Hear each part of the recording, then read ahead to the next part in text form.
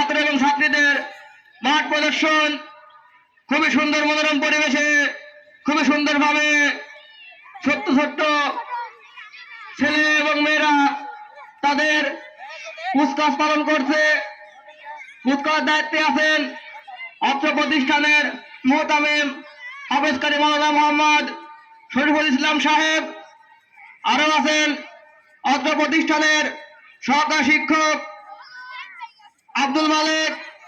আরো আছেন অত্র প্রতিষ্ঠানের সহকারী শিক্ষক হাফেজ মোহাম্মদ রাসেল হুসাইন। আরো আছেন হেফজ বিভাগের সহকারী শিক্ষক মোহাম্মদ আব্দুল্লাহ।